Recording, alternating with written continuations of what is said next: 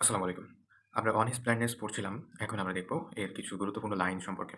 এই গুরুত্বপূর্ণ লাইনগুলো সরাসরি পরীক্ষাতে আসতেও পারে। আবার আমরা পরীক্ষাতে যেকোনো প্রশ্ন আসলে এই লাইনগুলা থেকে আমরা কোটেশন হিসেবে ইউজ করতে পারি এবং আমাদের লেখাকে আরো বেশি সমৃদ্ধ করতে পারি। তাহলে দেখি আমাদের ১ম গুরুত্বপূর্ণ লাইনটা কি? "When I consider how my light is spent" আমি যখন বুঝতে পারলাম, বিবেচনা করতে পারলাম যে আমার লাইট, এখানে মাই লাইট দ্বারা বোঝাচ্ছে কি বোঝাচ্ছে? যে চোখের দৃষ্টি কিভাবে হারালাম। Here light means Milton's eyesight. এখানে আই বা লাইট মানে হচ্ছে মিল্টনের দৃষ্টিশক্তি।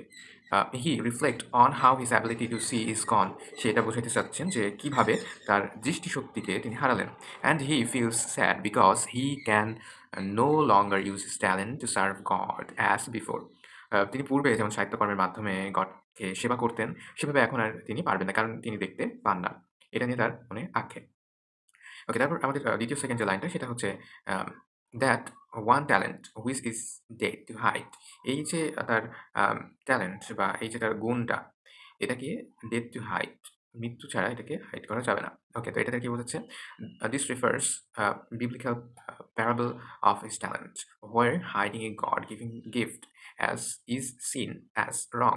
Milton worries that not using his poetic skill because of blindness might be a sin or West.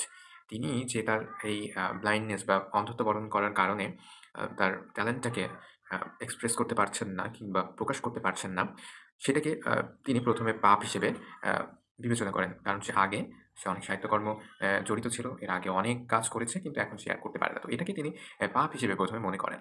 তো এই যে ট্যালেন্টটা, এটা সে যে ইউজ করতে পারে না, এতে করে সে মনে করে যে তার গড বা ঈশ্বরকে সে সেবা করতে ব্যর্থ। Okay, God does not need either man's work or his own gift. This line means that God does not need anyone to work for him using their talent. তার মানে God does not need either man's work or his own gift.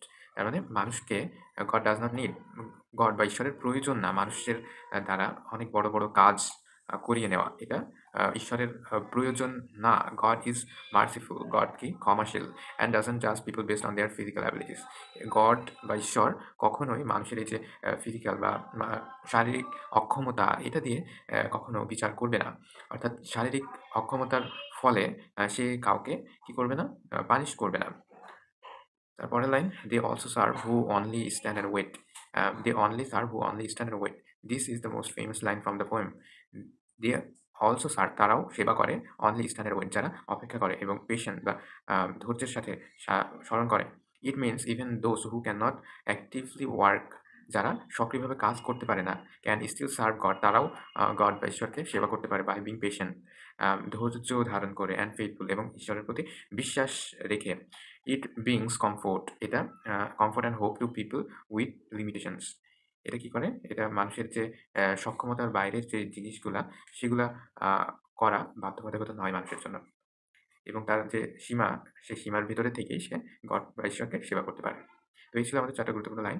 আশা করি ৪ টা গুরুত্বপূর্ণ লাইনের explanation বা অর্থ বুঝতে পারছো। তো আজকে এই পর্যন্তই।